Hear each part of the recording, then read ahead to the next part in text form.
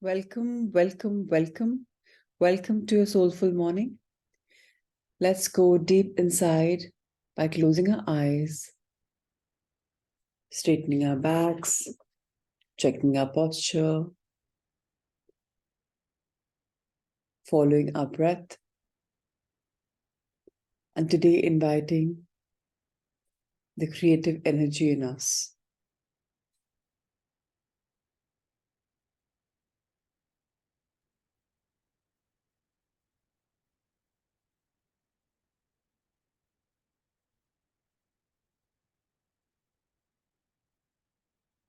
Listen from your body.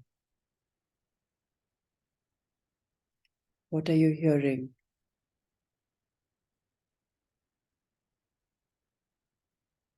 Is it complete silence? Enjoy the complete silence.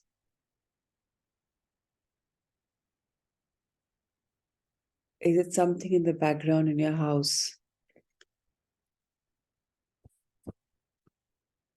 Enjoy that. Don't get perturbed or disturbed.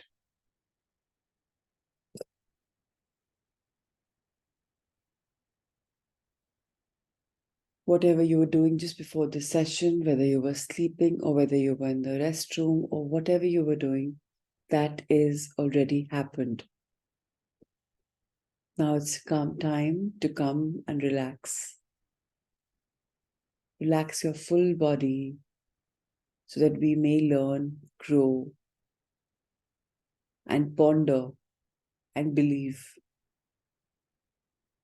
that each one of us is capable of nurturing ourselves, of healing ourselves, of easily letting go of any trauma stored in any part of our body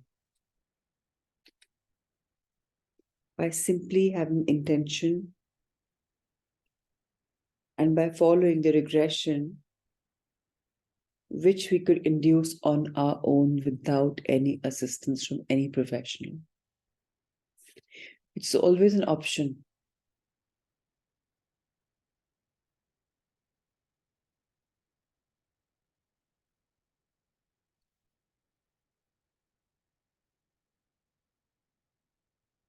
If in doubt, let's fold our hands and request our masters, angels, guardians, spirit guides, teachers, gurus, ancestors, loved ones who are present in this dimension or the other, in this time or the other, in this space or another, in this universe or another, to help us, bless us, nudge us, guard us, guide us, protect us, and show us a direction with the help of our higher self to unblock all the creative energy that flows in our body in the way of our meridians. And now let's do some tapping to unblock these meridians. So let's tap gently with our knuckles on the top of our head, on the entire head. Keep tapping front of your head, back of your head, on your skull. Keep tapping. Tap on the sides of your ears, on the skull.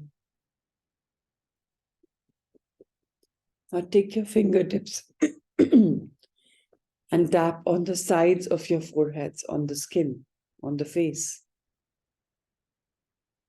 Keep tapping. You can use 2 fingers, 1 finger, 4 fingers, however you're comfortable. The area would enlarge according to the number of fingers you're using. Tapping opens all blockages to allow the tapping to benefit you. Tap in the inner side of your eyebrow joints. It doesn't matter which point, just understand wherever you're being guided, automatically your wisdom is guiding you to tap. You can tap on your eyes because your eyes are closed, over them, on the bone of your eyebrows, on the socket below the eyes. Feel the socket. Keep tapping. Cover the full expanse. Cover your chin as much as you can. Tap every square inch of your face. So you can use your forefingers to make it faster. Near your ears also, on the face. Jawline. Jaw is where a lot of trauma and things are locked. So open the jaw while you're doing it. Let not the teeth be clenched. Chin, upper lip. Tap in your nose as much as you can with both your hands. All four fingers is also a great idea. One finger is also a great idea. The idea is to activate every being. Now tap on your neck. Fully. Sides of your neck, front. Tap harder. Keep tapping. You'll be able to hear the tap tap voice. On the back of your neck. Shoulders. Near the collarbones, you'll find a little dent. Tap. Tap in your shoulder area completely. Both hands, alternate hands, however you prefer. Left hand to the right, right hand to the left. Whatever your body moves. Now start tapping on your arms, forearms. Keep tapping. Cover as much gap as you can. Ultimately, you will be tapping in every little corner of your being. This way, you're removing any blockages in your energy meridians, in your nadis. Now, when you're done with the left hand, move on the right. Or if you're on the right, move on the left. Tap every little corner.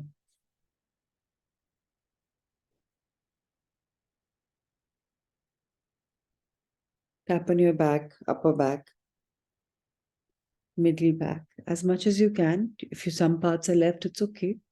Your intention should be to cover entire body. Tap on your chest. You're not hurting yourself, just tapping yourself, unlocking the meridians. Tap on the upper part of the digestive system, stomach, middle part, lower part, legs, inner,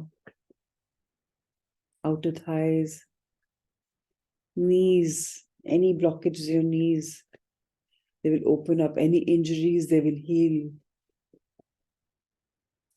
If there's any part which is hurting, which is not at ease, tap it even more. It's nothing but your emotions stored in that body part. Just release whatever is not required, which is not of love's light, from your body by tapping. Tapping is a very powerful source to open your creative energy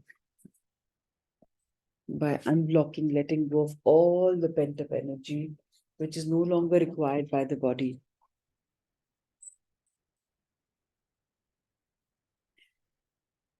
And now, expand your hands in the abundance pose and affirm, I am open and receptive to this magical energy that is now entering my body through every pores of my being from all directions of existence. I'm open and receptive for all the creative energy which is already there in my body and is now fully there as I've unblocked it with all the tapping. And now you can, in the receiving mudra, keep your hands on your thighs, on your knees, as if you're still receiving blessings, and feel your hands still tingling.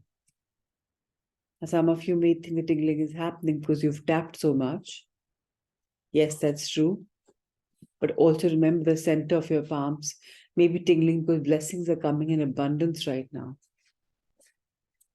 We have invoked all our possible mentors in the other realms. And we are receiving lots of blessings. Also know one thing, that we all are living our lives at the same time in multiple realities.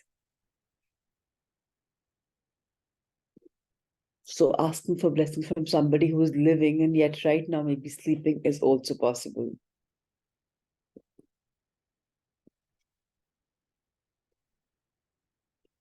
So welcome yourselves to this beautiful world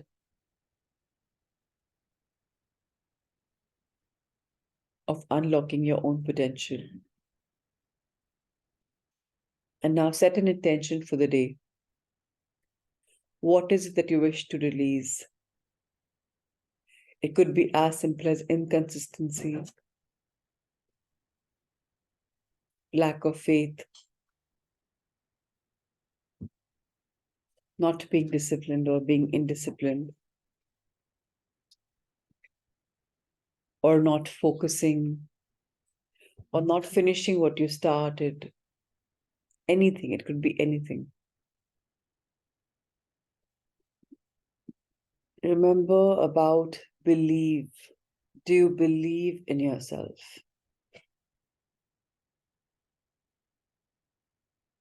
Do you believe in magics, miracles, and you? If yes, now with whatever rituals you want, gently open your eyes to welcome this beautiful world and reading this magical book called Miracles Happen by Dr. Brian Weiss. And herein we are going to be reading more healing stories. In fact, today is a brand new chapter. And this chapter will take us into a different, new, altogether different realm and giving us the much needed advice on intuition and other psychic abilities. Now, before we start this chapter, remember number 7 is always dealt with spirituality in the numerology world. And when we are starting number 7 and we have just unlocked our creative potential, which also means that we have invited the power of our intuition and the gifts that we're carrying from other lives, such as psychic abilities. And I will simply tell each one of you who are here in this morning during the session that we all have been blessed with a lot of psychic abilities. Everybody doesn't read soul books for months together, day by day, every morning. If you weren't something to do with the healing spiritual world, you would have not been part of this. There are so many people, not so many, few people who have paid for the series and not shown up even 2 days, 3 days. Because their intention was there, but the ability to join isn't there. They haven't jogged themselves enough. So pat on your back that every morning you're waking up and you're conditioned. There are some people who began but who lost the track, who just don't come live anymore. Live energy is so important. And here we are reading this beautiful chapter number 7, Intuition and Other Psychic Abilities. We have so many more intuitive abilities that we know or use. The knowledge, the wisdom that can be gained from these untapped talents are extraordinary. Now, it's not a surprise that you use the word untapped. So we all had a lot of untapped talents. And right now, we open them all by tapping. And now they mirror the incredible insights that can be accessed through past life memories. And here I want to just add a side note to everybody's session. You don't have to go to a professional. I'm again repeating that again and again. You just need to have an intention to go into your past life by closing your eyes wherever you are. It doesn't matter. The intention to go there with some purpose. For example, why do I have knee pain? Or why am I holding on body weight? Or why am I lethargic? Or why don't I get any job done? Simply ask one intentional question. Close your eyes. Before you do that, do some exercise where you invite the world, the light beings, because we are also light beings. What does light being mean? We have the light. That's why we are alive, right? So invite the light beings,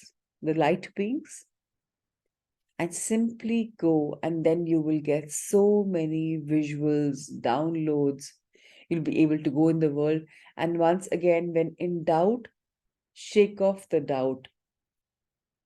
If you think you're the one who are creating those sights and those visions, so be it. It doesn't matter.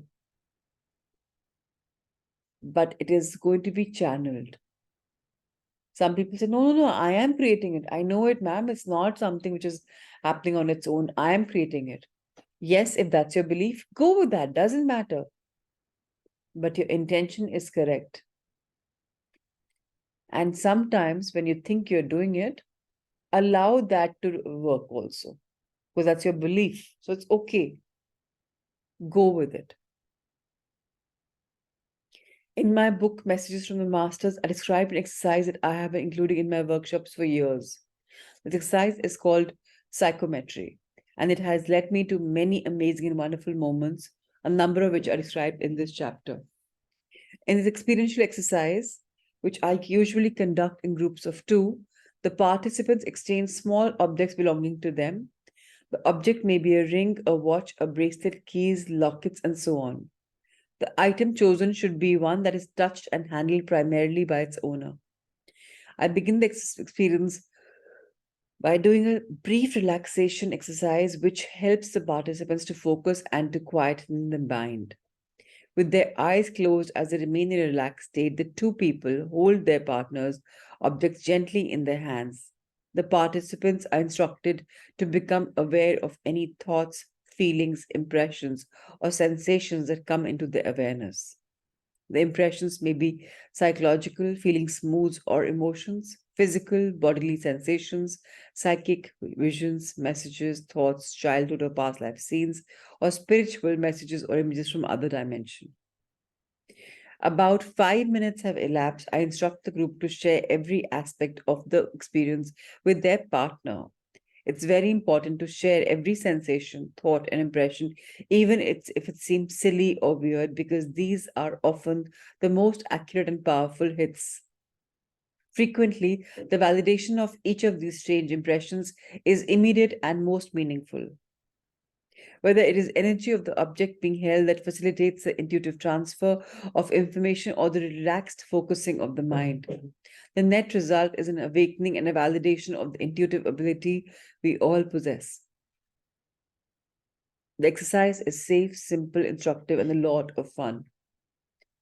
Now, this is something, even like when I did my Akashic reading course, we were also taught to simply put the monkey mind at par, and whatever we are seeing, whatever impressions or whatever we are hearing, we just share every single thing with the person that we're reading for. It may not make sense to us, it may look weird, but they are always accurate and powerful. So it's very important to understand that if you find that, oh, this is so weird, what am I seeing? It's all right. You're getting some downloads. This is about an item which is somebody else's, but same thing you may feel in your PLR. It doesn't matter.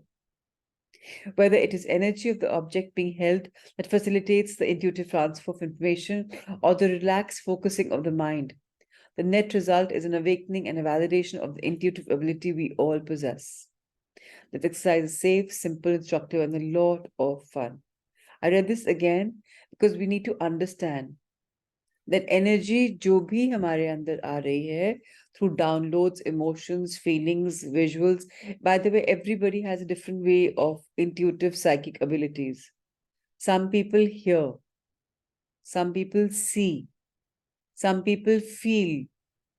When I am in the Akashic world, all of these get activated, and depending upon who I'm reading, I feel those emotions. Sometimes they are feeling heavy, and I say, is this happening to you? Because it's happening to me. Sometimes I'm hearing something, I'm like, okay, does this make sense to you? So the same thing will apply for you as well. Information about our past lives in the spiritual dimension can also be gleaned from other intuitive insights as well as from dreams, through meditation, or even spontaneously, as in deja vu experiences. The quality and detail of these psychic perceptions are similar to those found in past life regressions. For example, the following account of a psychometry encounter evokes many of the same feelings and messages that Lee experienced after Richard's death in that marvelous story from the previous chapter.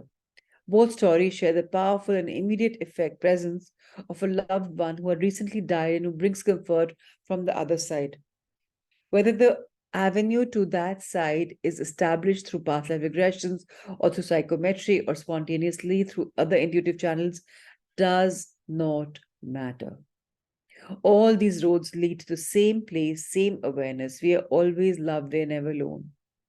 So some of you have told me that, ma'am, you are gifted. Prachi, you are gifted. You're a blessed child. Yes, I am, because I believe I am. What about all of us here on the call?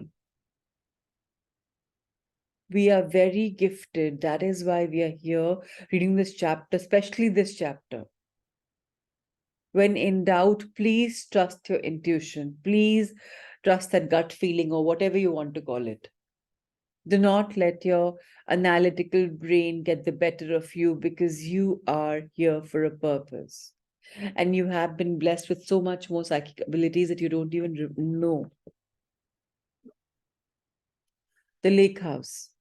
They say that it is best to begin at the beginning. My very first experience with the fact that we are all connected, as Brian says, took place on the first day of a week-long training in the summer of 2006. Brian was explaining the process of psychometry to the entire class of approximately 130 people. I had no previous exposure to it, and frankly, I did not think that I could do it. I listened to Brian say that images might begin to come to our minds as we held a personal object from our neighbor in the class. Our task, he said, was simply to allow this, to notice what the images were, and to refrain from judging them, and then, of course, to share them. The person next to me was an attractive, casually dressed woman in her 50s. We exchanged comments regarding how interesting yet strange this felt, and each of us professed our hope that the other wouldn't be too disappointed, for we had never done this before. We gave each other our watches as the house lights were dimmed and the exercise began. I truly did not expect to pass this little test of my psychic abilities, but I remembered what Brian had just said about noticing what we experienced without any questioning or judgments. As I held the woman's watch, the first image that I saw was a lovely house on the edge of a lake, surrounded by tall pine trees. The roof and sides of the house were covered with beautiful cheddar shakes. At the water's edge was a nice green canoe with a paddle resting inside. Next to that, pulled up on the bank in the same fashion, was an old rowboat and two oars. On the porch of the camp was a 10-speed bike, and to the side was a fire pit made of large rocks. A big, beautiful fire burned inside me. I saw an elevated, fast moving train in a major city, and then the camp again with the light blue frisbee on the porch and the same wonderful log fire in the pit. I felt an immense sense of peace, love, and happiness enter me, though I did not know why or from where. The lights came, and Brian asked us to share everything, however seemingly meaningless with our partner. And this reminds me, I just want to remind you, whenever you go in for any PLR on your own self-induced just to experiment, please reach out to the light beings. I just said that, but I'm repeating by saying that feel your chakras get in alignment, feel the divine light flowing from the universe, the sixth realm, heavens above, into your body, activating all your chakras, flowing into every possible place. If required, if you want to do tapping, you can do tapping also to unblock any energy. Feel this light going into Mother Earth, further giving you light, going through the entire body, through all your chakras, and getting pooled on the back of your head, and then just being there. When you invoke the light, it comes in, it goes out, it comes in, and it stays. And when the light stays with you, then you are shown so much which is beyond thoughts, mind, and action. I wish we all lived in Delhi, and I wish we could have just done a workshop with all of us just to test this, and you would have realized how wonderful this world is. Maybe it's a good idea to do a very small retreat for just us if we are actually willing to go when we end this. I do not know where, when, how. Maybe it's a very small group. We should think about doing it. And if you're game, we'll talk about this just because we need to understand what a magical world we've been part of for months together. Today must be the 66th session, which is about 2 months plus of reading, and we've anyways been tuned in since so much more longer. So we are already on that frequency of receiving, of believing, of healing. As I disclosed images that had come to me, my partner began to weep. I tried to stop, but she insisted that I continue. When I finished, I asked what that meant to her. Still crying, she began to reveal the following. She and a partner of many years had shared a profound spiritual love. He was her best friend. He had recently died of a fast and aggressive form of cancer. He had learned of it in January and crossed over a few months later. She was still deeply grieving. They owned a camp on a lake in the northeast. They loved to go together whenever they could to relax, to rejuvenate, to recuperate from their stressful, hectic jobs. A nice little place in a beautiful setting. It had shakes on the roof and the sides as the water's edges were an often used green canoe and a rowboat. They liked to hang and toss a light blue frisbee. The 10-speed bike on the porch was his, and it was always there. He loved to ride whenever he could there in the country and also in the city where he lived and worked. Every day when he went to work, he almost always took the elevated train. Outside, next to the lake house, was a large, beautiful fireplace. They often sat out under the stars, gazing at the fire and talking. His funeral plans had been left to her. He simply requested immediate cremation. His passing had devastated and immobilized his partner. She had now finally begun to summon the strength to save a proper memorial service for this man whom she so loved. She had just sent out over 100 invitations to service, as he and his friends had family all over the world. On the front of the invitation was a large photograph of a beautiful log fire burning in their fire pit. Now, I was so overwhelmed and amazed. I explained the feeling of peace, love, and happiness that had entered and enveloped me while holding her watch. Still crying, she said she had no doubt that these images and feelings were given to me by her partner. She could sense him there in the room with us, and she now knew that he was with her still, that he loved her, and that he was at peace and happy. She also felt a message that he wanted her to feel the same love, peace, and happiness. And now finally, she had felt it, and she could begin to finish her grieving process and move forward with her life. She and I, two complete random strangers, were sitting together at a conference. Moments later, a deeply personal, touching, and spiritually cleaning experience had taken place between us. Now, somebody would say, how did Michael Brown get to know about this? Yes, because we all are psychic, we all have intuitive abilities. Michael is a wonderful therapist, not a famous psychic or a medium. In fact, he had very little confidence in his psychic abilities. And as he explained, hoped that his partner would not be disappointed. We actually are all psychics and mediums. What does medium mean? So medium के पर्यायवाची synonyms होते हैं channel, conduit, just a nimit matra, or whatever you want to call.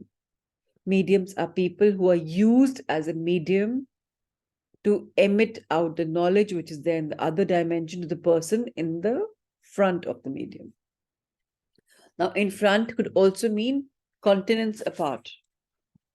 In front would mean person who you are doing something for, like a reading for, like some healing for. It doesn't have to be face to face. In fact, as I keep repeating, intentions matter. We all possess incredible extrasensory talents that our ego and logical mind keep hidden from us. With my permission to let his intuitive gift emerge from the shadow of the left brain, Michael was within seconds describing this very detailed visual and emotional vista. He even saw how many oars were present, the green canoe and the old rowboat. His intuitive visions brought great relief to his partner on that warm summer afternoon. Michael is humble and will minimize his contribution, but he changed his partner's life that day. He helped her move past her despair and into her healing, allowing her to feel the love, peace, and happiness that her lover so wanted to share with her. Jacqueline, the author of the next story, also participated in a psychometry exercise with a stranger, and she too was able to relay and receive messages that has helped to lessen grief. The Three Little Pigs. Several years ago, I attended one of your workshops at the Omega Institute. You asked us to exchange a personal item with a stranger, and I did so with the woman who sat in front of me. She gave me the necklace that she wore, and I gave her my ring. And as we sat with the eyes closed, you guided us into meditation and told us not to discount any images that appeared in our minds, no matter how nonsensical they appeared. The woman in front of me spoke first. I had been wearing my daughter in law's wedding band, and that was a ring I passed on to the stranger. My daughter in law had been murdered 3 years prior. She was 8 months pregnant at the time. The stranger accurately described her blonde hair and saw her standing in the red kitchen and overlooked a body of water as she watched a couple playing on the dock. She had a loving message for my son, her childhood sweetheart, who, along with his new wife, had just purchased a lake house that had a red kitchen. The way I was to say I was flabbergasted is too mild an expression. And needless to say, after receiving such a vivid vision from a stranger, I was embarrassed to tell her that I had seen. Apologetically, I confessed to her that the only image flashing through my mind was that of the three little pig taps dancing across my field of vision. I tried to banish them, but every time I did, they danced right across my brain, refusing to be dismissed. As if this weren't bad enough, they were performing the dance right next to the swimming pool. My stranger started to cry. She had handed me a locket containing a lock of hair from her father, who had recently passed away. She had spent many hours at his house over the years, hanging out by the pool that he loved unbelievably. In his garden by the pool, he had a statue of three little pigs in a dance pose, wearing top hats and canes. Both she and I were in shock. Had you not told us to share any image, no matter how strange, I would never have confessed the silly pigs. We both agreed that this could not be coincidence but true communication. Although we did not understand it, we could not help but believe, says Jacqueline. And mind you, all of these are not really healers. They're just people who are grieving or who are inquisitive. The exact confirming details of the scenes and images shared by Jacqueline and her partner, a complete stranger to her, stagger the mind. How could the information that was received from the other, perhaps aided by the held object, be so clear and so accurate? It defies logic, and yet I have witnessed similar results 1,000 times. We are capable of using channels far beyond the usual five senses. We are designed to connect with each other at levels much deeper and more detailed than we can begin to imagine. Even their choice of a partner was not really coincidental. This is all part of the process that impels us along our spiritual paths. Every one of us can connect to and be comforted by loving presences from the other side, the heavenly dimensions. A stranger describes Jacqueline's murdered daughter in law standing there in the lake house that she had not known even when she was alive. Her daughter in law is not vengeful, not tortured, not even jealous. She has loving messages for the childhood friend whom she had later married. She seems to be around Jacqueline, letting her know that she is fine and that she is transmitting love. In more than 23 years of conducting the psychometric exercise, I've had no other than Jacqueline mentioned seeing the three little pigs from the famous fairy tale. Described them to her partner, who perhaps needed to hear this more than any other person on the planet. Her father had placed a statue of the three little pigs in the garden by the pool. Who else would have done that? And he had just recently died. What better message to convey through a complete stranger to his grieving daughter? We never lose our loved ones. They are always with us, always around us. They are not in their physical bodies, and we miss them terribly, but they are still there, hugging us with the arms of loving energy. Shirley's husband let her down, and but that he was around her by sending her not only messages but also extraordinary gifts from the other side. A story follows. Flower arrangement. This is very simple, very beautiful, and very deep. Listen to it. There were so many extraordinary experiences for me on the cruises that I attended Dr. Psychiatrist Dr. Brian Weiss, a well known medium, but perhaps the most unusual was the time that I received flowers from the other side.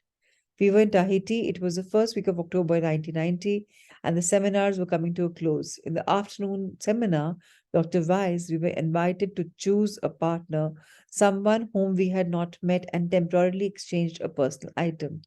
Although little happened to me, and my partner became excited.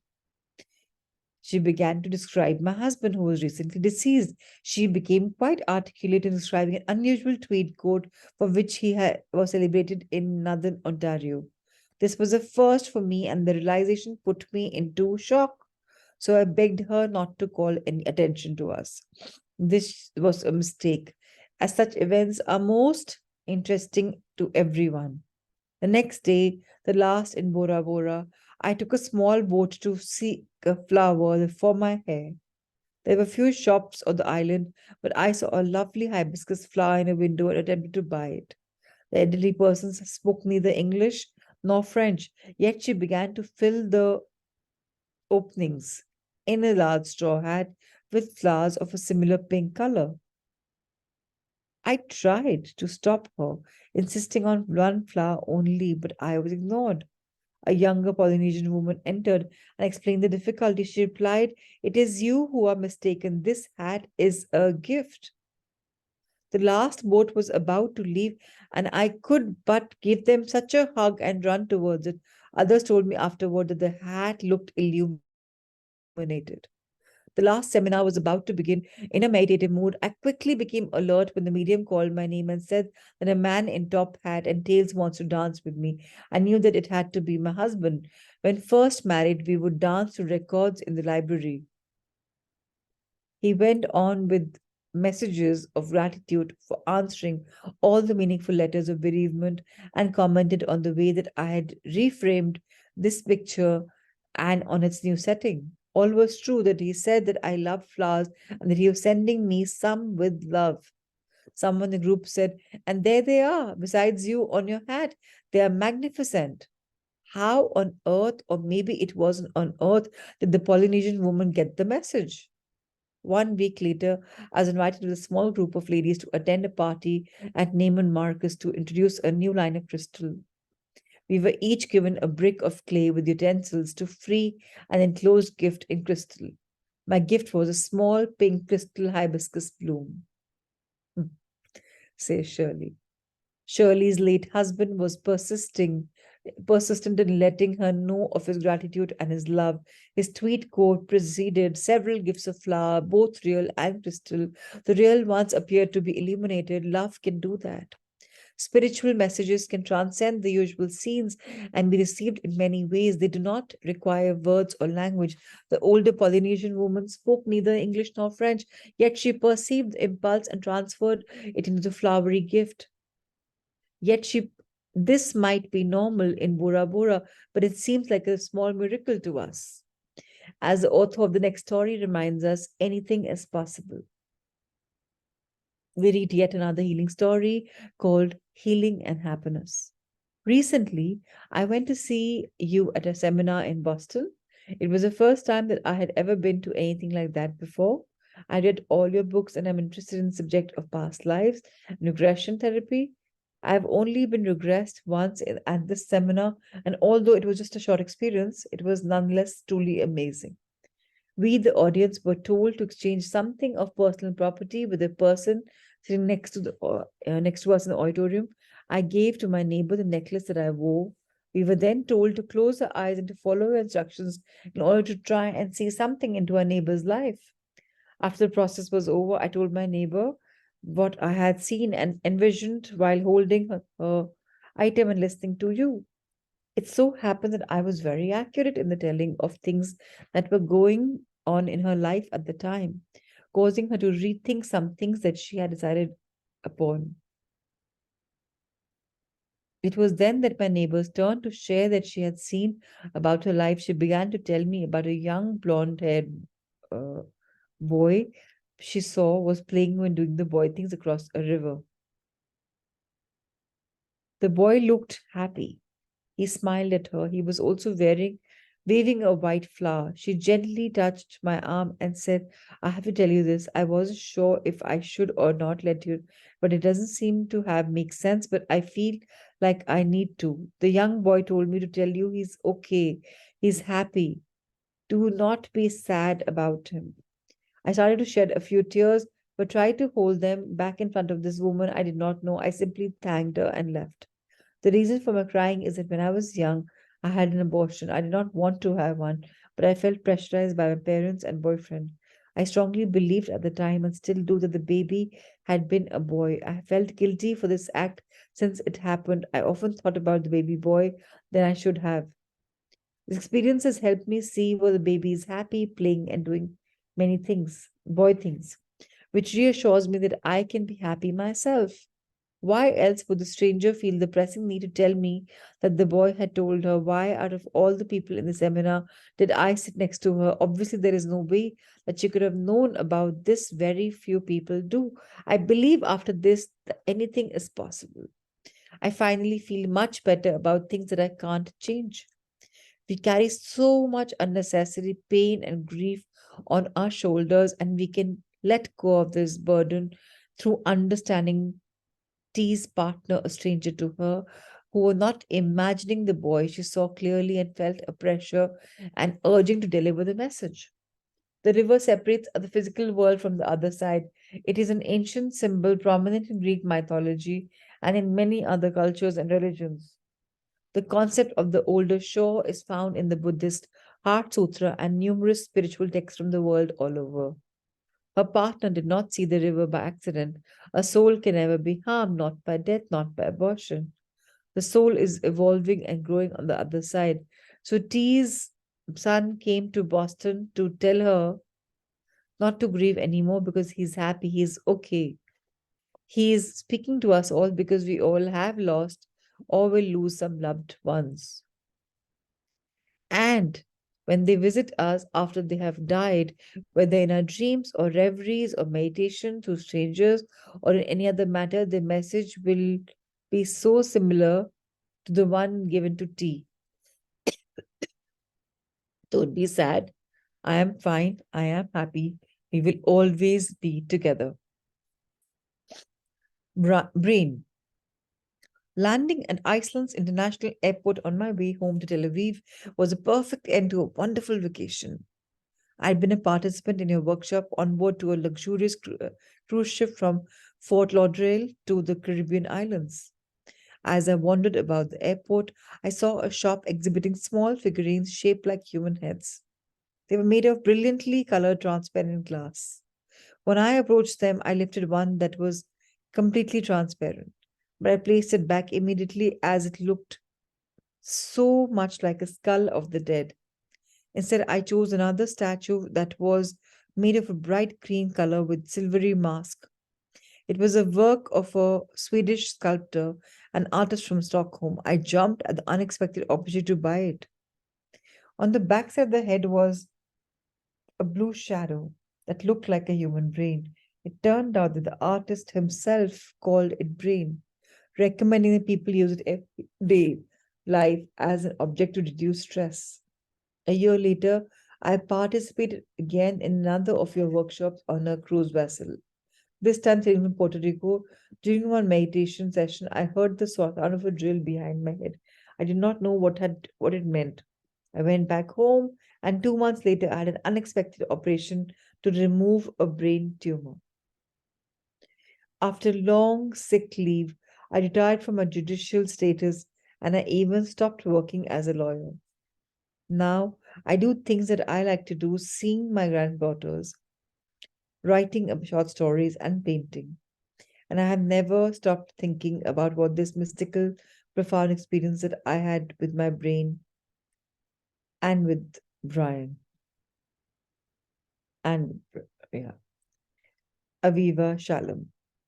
What we think of as accidents, coincidences, and random happenings are really not so at all.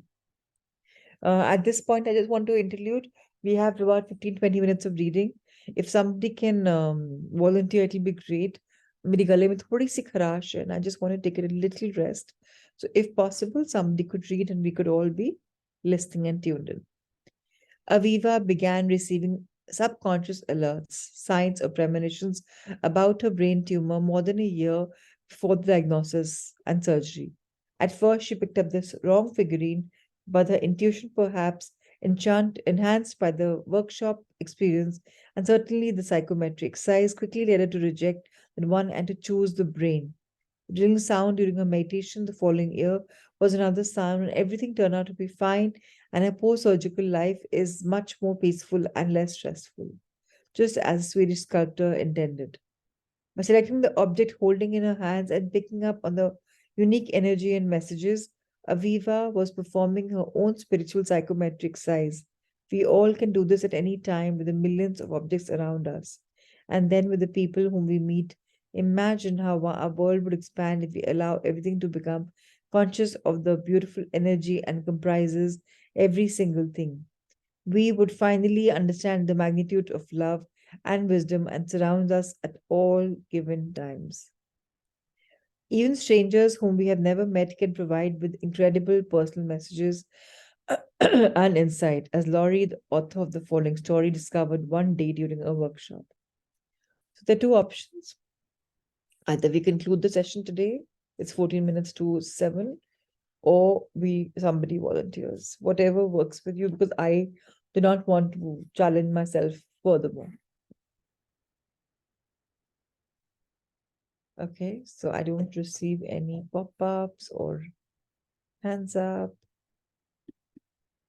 and that's fine. None of you knew. Okay, I get a message. That's okay, Jyoti. Thank you. I have always counted on you. So thank you so much. So everybody, please understand. Pratima ji, your microphone is on. You think you want to read? Yeah, I'll try reading it. Thank you so much. So we're going to be on this right side of the page. Yeah. Call your mother. Thank you so much.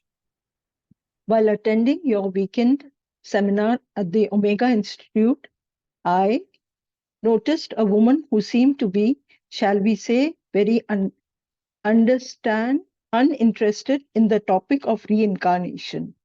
From her uncanny ability to sleep through most of the lecture that day, I assumed that she was every bit as disinterested in all that Omega had to offer. About halfway through the day, you had everyone choose a partner who was not someone we knew and meditate while holding an item from him or her. Our task was to remember every image and thought that came to us while holding this item and then share what came to us with each other. As the crowd began to choose partners, it was apparent that others had also noticed this woman's disinterest. They seemed to be avoiding teaming up with her. I decided to ask her to be my partner, half, half to save her from being left alone, and half to wow her with my intuition, and thus prove to her that this was a worthwhile event. I held her item, concentrated oh so very hard, and received plenty of images. A little white dog, a pool surrounded by a fence, an awning over the back porch leading to the pool, the feeling that was very hot, and what seemed to be a message that from the dog that all was okay. We completed the meditation, and I was so excited that I simply had to go first. As I rattled off the list of visuals, all this woman kept saying was, no, a pool, no. I live in the Bronx. Hot, no. Lived there my whole life. dog, fight, no. A little let down by my partner's failure to connect with any of my seemingly astute details, I sat back to hear what she had received from my item. I was truly not expecting too much due to the fact she had slept through most of the lecture. Boy, was I wrong. In her very strong New York accent, she proceeded to tell me my entire life.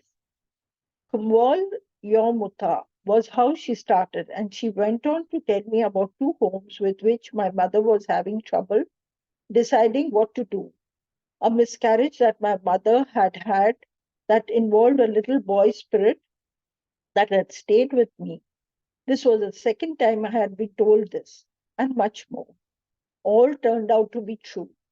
I know this because the first thing I did afterward was naturally call my mother. I was so excited about talking with her, that I could not wait to tell everyone what had transpired. When you called on me to tell of my experience, I was floored again. What I had picked up on seemed to be far from audience member in the front row. What I had picked up on seemed to be for an audience member in the front row from a pet that had recently passed on. Every detail seemed to fit her life, and others had also picked up on the message from her beloved dog. This wonderful experience taught me so much about how connected we truly are, and that we need not worry about the future or dwell in the past, but rather live each and every moment to the fullest. And while we are doing so, we must always remember to call on Muthas. Love, Laurie Borgetin. This is why we are told not to judge a book by its cover, more so, not to judge at all. Laurie was kind to choose a partner, and she was rewarded by a spot on series of important messages, culminating with the little boy spirit. Projection is the act of attributing your thoughts, feelings, or judgments onto others. And this act frequently creates distortion in reality. Things may not be as they seem or as you assume. For example, perhaps Laurie's partner had been sleeping because she was tired, not because of disinterest. Maybe this was the second or third time that she was taking the course and already knew the lecture part, but was really returning for the experiential exercises. We are connected to many more people than those in our immediate proximity. In this case, Laurie's partner, in this case, Laurie's partner. Laurie accurately received information from a person in a different part of the room, a person who had just lost a little white dog. The same after death message was there again. Everything was okay. Animals have souls too. Laurie felt the deep peace, the flow, the unerring wisdom that all is as it is meant to be. Knowing this, she could live in the present moment, which is where it happened, where happiness resides, instead of living in the future or the past. We must all do as Laurie did and stay mindful. In my book, Only Love is Real, I elaborate on this concept. The Vietnamese Buddhist monk and philosopher Thich Nhat Hanh writes about enjoying a good cup of tea. You must be completely awake in the present to enjoy the tea. Only in the awareness of the present can your hands feel the pleasant warmth of the cup. Only in the present can you savor the aroma, taste the sweetness, appreciate the delicacy. If you are ruminating about the past or worrying about the future, you will completely miss the experience of enjoying the cup of tea. You will look down at the cup and the tea will be gone. Life is like that. If you're not fully present, you will look around and it will be gone. You will have missed the feel, the aroma, the delicacy, and beauty of life. It will seem to be speeding past you. The past is finished. Learn from it and let it go. The future is not even here yet. Plan for it, but do not waste your time worrying about it. Worrying is worthless. When you stop ruminating about what has already happened, when you stop worrying about what might never happen, then you will be in the present moment. Then you will begin to experience joy in life. We must take the time to enjoy our tea and our lives. It's so simple, and yet it is not easy. Let go of the worry and the fear. Fear is a toxic and debilitating emotion that robs us of joy, replacing it with anxiety, stress, and dread.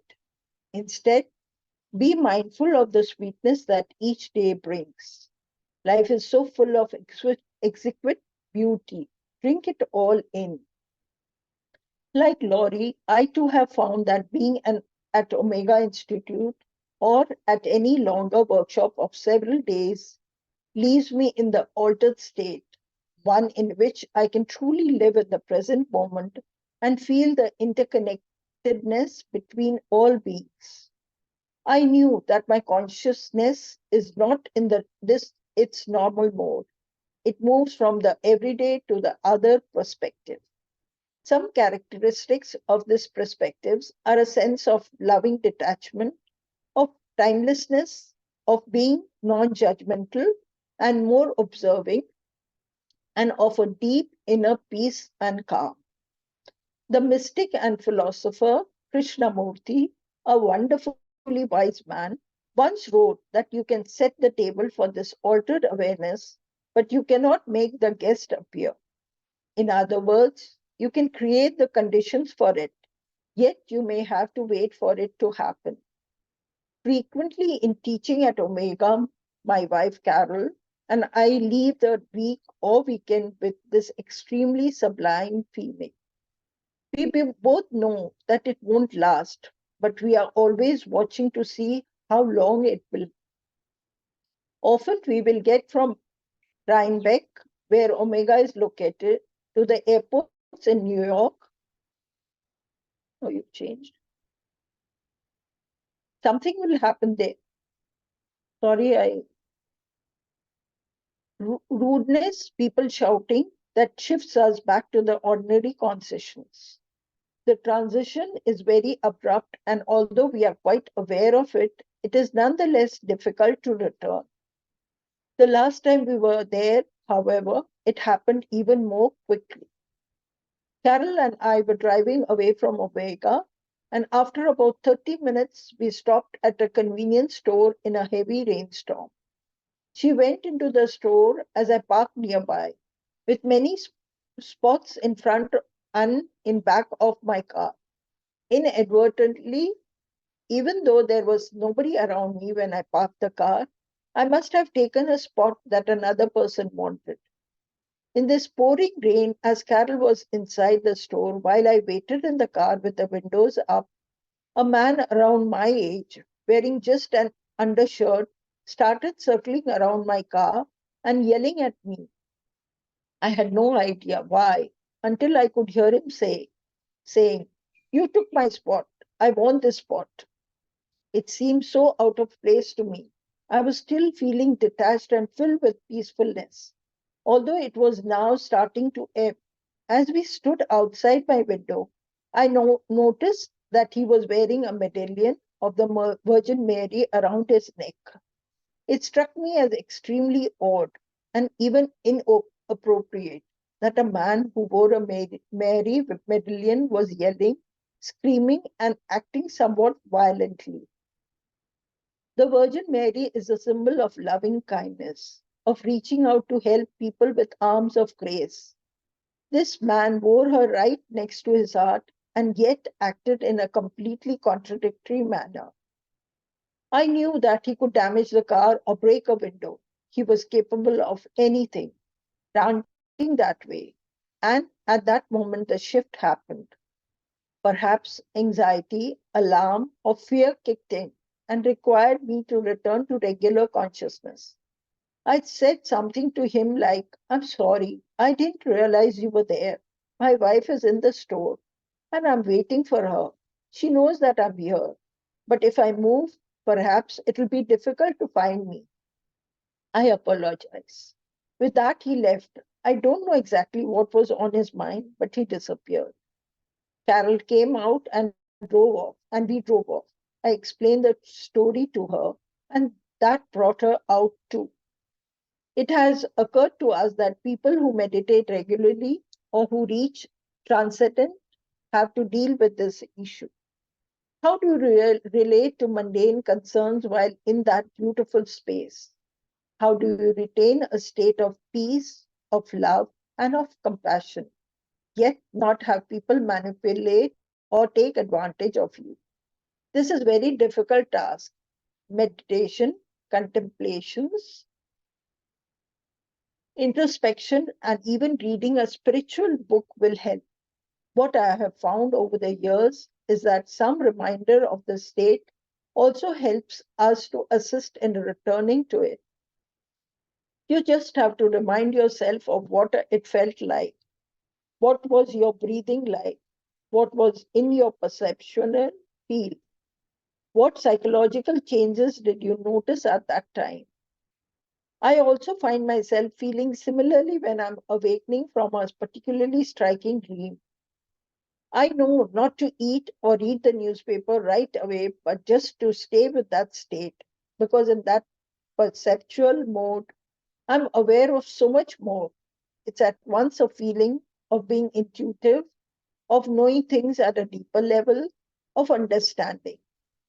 However, when going off to work, contemplating traffic, or engaging in some similar action, it is often necessary to return to that normal waking consciousness. It is important to remind yourself that every step is sacred, every breath is holy. Stay in that mindful mentality, and there will occur in you a shift in consciousness. You will have a feeling of complete peace. It is healthy for you, healthy for your body, healthy for your mind to do this. You are a spiritual being, and this is your natural condition. Think of the other as your normal state, and think of the everyday as a temporary mode to help you get by in the physical world. The exact manner in which a held object can facilitate the transmission of private facts and details in the psychometry exercise is not really known. It is possible that there is a transfer of energy, for many people describe the object as feeling warm or becoming hot as they hold it in their hand. Several ancient cultures have described a life force that empowers all beings and all of reality, one that contains a wisdom and intelligence beyond words. It has, a, it has been called chi or ki or pi, prana, the Tao, the source, and numerous other names. The art of Feng Shui has attempted to describe its flow.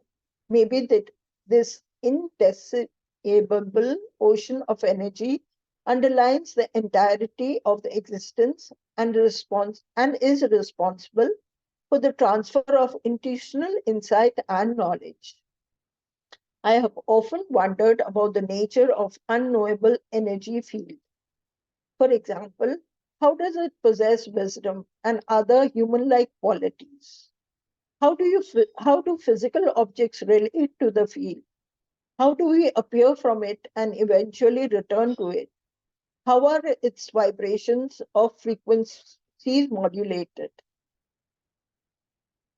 Perhaps this indefinable, omniscient, eternal energy vibrates at the highest possible rate, and as its frequency is dampened, it begins to manifest form, at first like a gas, wispy and spirit-like. As it condenses, the delicate gas becomes a sleek and smoothly flowing liquid, not yet with its rigid boundaries. The solid or physical form, which takes shape as the liquid condenses even further, does have such boundaries, and it is relatively restricted compared to the other forms. The objects that we hand to our partners during the psychometry exercise are examples of this, and so too are we. Yet, the basic energy is the same, all derived from the etheric, from the etheric. At the end, we simply return to that divine, idyllic form that is our source. There is no birth and no death, only transformation. Earlier in my career, I sometimes wonder why I did not encounter the phenomena of ghosts or attached entities or negative spirits in my practice. Others had retired entire books about doing depossessions or clearings of the clearly unfortunate host. And although I recognize clinically that most cases were actually projections of unwanted or uncomfortable impulses by the patients, perhaps not all of them were purely psychological. Yet I never actually came across any cases of malevolent spirits. Two subsequent meetings, one with several Tibetan Rinpoches and the other with a Taoist master, helped me to understand why. In 1994, I had the opportunity to sit down with some Tibetan Rinpoches at the University of Michigan. During a lively discussion about reincarnation, I was able to ask them why I had never once had a patient with an attached malevolent spirit. The Rinpoches immediately began laughing. Perhaps my question was too simplistic. No, one Lama explained through an interpreter. Your energy does not permit that in such close proximity. They laughed again. The question was not simplistic. I understood. I just had never thought of it in terms of energy fields. There was some kind of repelling force that kept those kinds of spirits from interacting with me. By the spring of 2010, I still had never personally come upon such a case with any of my patients.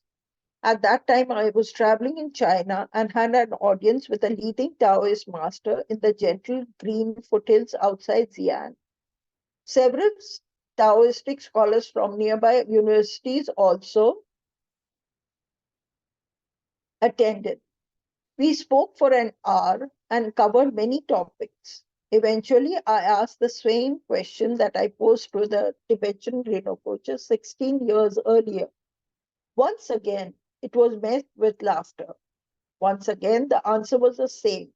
This time, two interpreters were needed, one for the regional dialect into Mandarin and the other to translate from Mandarin to English.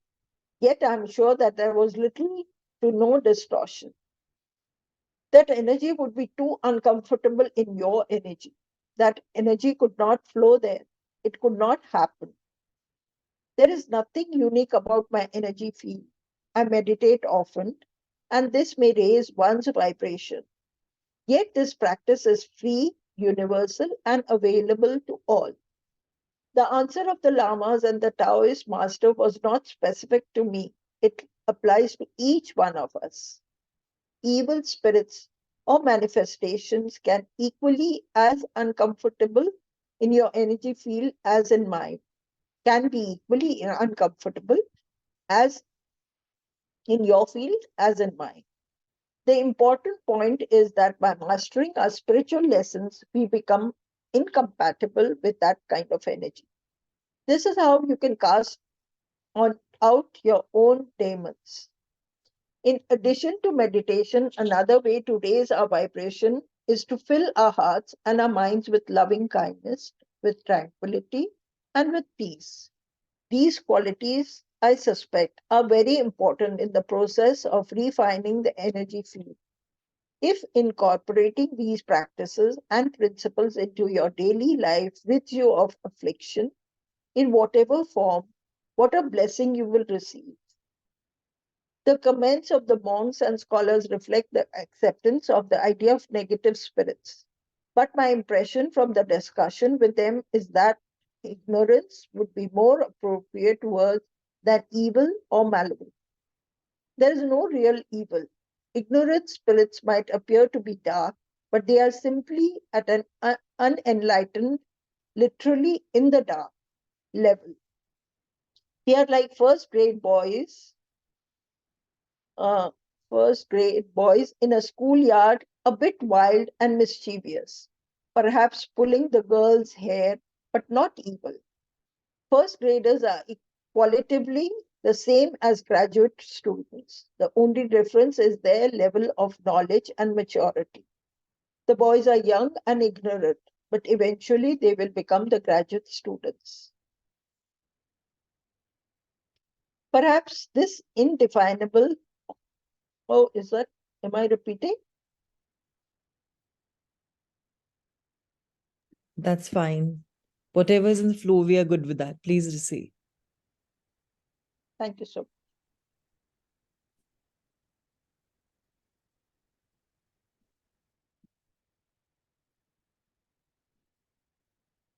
So now I thank Pratima ji for leading us in this beautiful chapter and completing this journey of chapter number 7. And I'm going to request everyone today, we've had a lot of beautiful insights into knowing that we all are blessed intuitively. And please, today you've also unblocked yourself. So meditate on a question that you have for yourself from your higher self. And believe you me, you'll get downloads. I'm sure many of you are already practicing it, but don't again procrastinate. Just do it, flow with it. And tomorrow we shall meet with yet another beautiful chapter number 8, one of a kind. So lots of love and light to everybody. I'll see you tomorrow in the gap. And a big warm gratitude to Pratima ji yet again. And thank you, thank you, thank you. Jyoti, if tomorrow you're comfortable, second half, maybe you can read. That way, it'll be Okay, kind. I'll do it. Thank you. Lots of love to everybody. See you tomorrow.